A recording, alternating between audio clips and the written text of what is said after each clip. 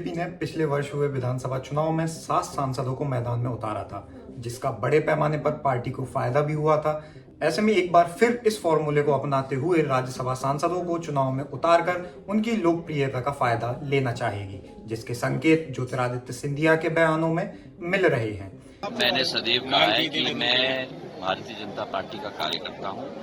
जो पार्टी निर्णय करे उसका पूर्ण सर माथे लगाकर उसका पूर्ण उस निर्णय का पालन करना हमारी जिम्मेदारी है। केंद्रीय मंत्री ज्योतिरादित्य सिंधिया इस वक्त राज्यसभा सांसद और केंद्र सरकार में नागरिक और उड्डयन मंत्री हैं, लेकिन वह मध्य प्रदेश की राजनीति में लगातार सक्रिय रहते हैं। इस बीच उन्होंने लोकसभा चुनाव लड़ने के संकेत दिए हैं।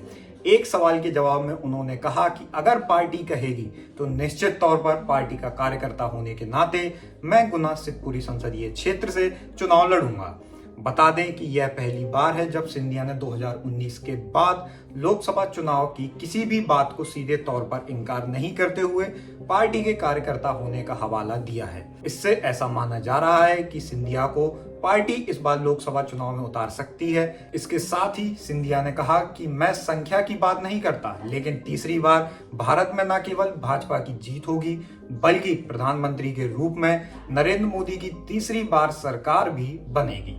सांसद कितने 400 संख्या पार कर पाएंगे? मैंने आप मेरे साथ करीब 22 साल रहे। मैंने किसी भी चुनाव में आपको संख्या कभी नहीं दी। मैं इतना जरूर कहूंगा कि ये आज भारतीय जनता पार्टी के एक कार्यकर्ता की मंशा नहीं है। ये देश की 140 करोड़ जनता की आवाज है। अब की बार नहीं, लेकिन तीसरी बार मोदी सरकार। वहीं लोकसभा चुनाव लड़ने की अटकलों के बीच एकाएक गुना शिवपुरी संसदीय क्षेत्र में ज्योतिरादित्य सिंधिया ने अपनी सक्रियता बढ़ा दी है। गुना शिवपुरी संसदीय क्षेत्र से पूर्व में ज्योतिरादित्य सिंधिया 4 बार सांसद रहे हैं, लेकिन वर्ष 2019 में कांग्रेस प्रत्याशी रहते हुए उन्हें भाजपा के प्रत्याशी केपी यादव से 1.25 लाख वोटों से हार मिली थी। इस हार के बाद ज्योतिरादित्य सिंधिया कांग्रेस छोड़ भाजपा में आ गए थे। 3, 4 और 5 फरवरी को ज्योतिरादित्य सिंधिया अपने पुराने संसदीय क्षेत्र में विभिन्न कार्यक्रमों में भाग लेंगे। ज्योतिरादित्य सिंधिया की यह सक्रियता बताती है कि वह पुराने संसदीय क्षेत्र में एक बार फिर से सक्रिय हो गए हैं और आने वाले कुछ महीनों में जब लोकसभा चुनाव होंगे तो उनके यहाँ से चुनाव लड़ने की अटकलें जोरों से चल रही हैं। वर्ष 2020 में मध्य प्रदेश में हुए राजनीतिक उठापटक के बाद ज्योतिरादित्य सिंधिया ने कांग्रेस को छोड़ दिया था और भाजपा का दामन थाम लिया था। बाद में भाजपा ने उन्हें राज्यसभा से अपना मेंबर बनाया और केंद्र में मोदी सरकार में उन्हें मंत्री भी बनाया गया। वर्ष 2019 के लोकसभा चुनाव के दौरान गुना शिवपुरी संसदीय क्षेत्र से उम्मीद से विपरीत ज्योतिरादित्य सिंधिया को अपने इस पुराने संसदीय क्षेत्र से हार का सामना करना पड़ा था।